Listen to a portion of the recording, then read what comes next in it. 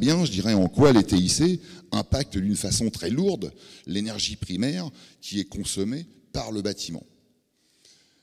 Alors, les réalités connues, y en a certaines qui font mal. Avec 43%, les bâtiments constituent le plus gros poste de consommation d'électricité en France.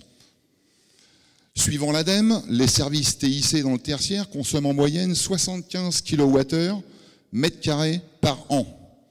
Le réseau consomme à lui seul la moitié de cette puissance, c'est-à-dire donc environ 37 kWh mètre carré par an. Les services TIC, aujourd'hui, on constate que lorsqu'on livre un bâtiment tertiaire conforme RT 2012, donc réglementation applicable depuis le 1er janvier 2013 en France, eh bien on constate, je dirais, que ce bâtiment a des services TIC qui consomment environ en moyenne 58% de sa consommation électrique globale, ce qui est énorme.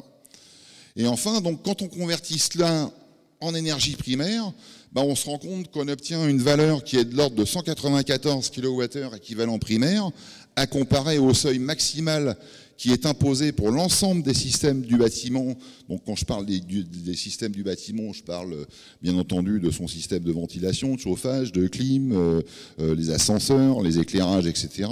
Eh bien tous ces éléments-là aujourd'hui sont réglementés par la réglementation thermique et nous imposent un seuil maximal de consommation de 50 kWh équivalent primaire, c'est-à-dire pratiquement 4 fois moins que l'énergie primaire consommée par les TIC.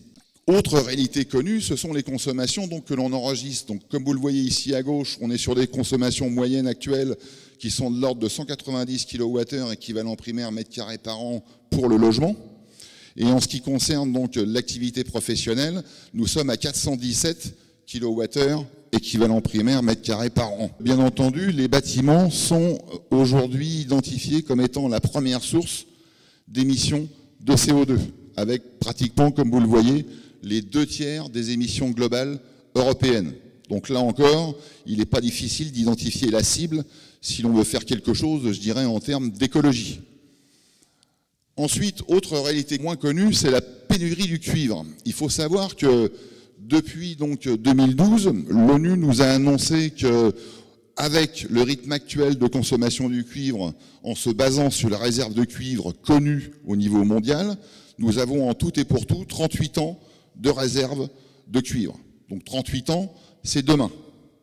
Et bien entendu, certains nous diront, le cuivre, ça se recycle. Oui, ça se recycle, mais avec un certain rendement qui est de l'ordre de 50%. Et sachez qu'en plus que les fours à fusion qu'on utilise pour recycler ce cuivre consomment des énergies phénoménales, devant monter tout ça à plus de 1200 degrés.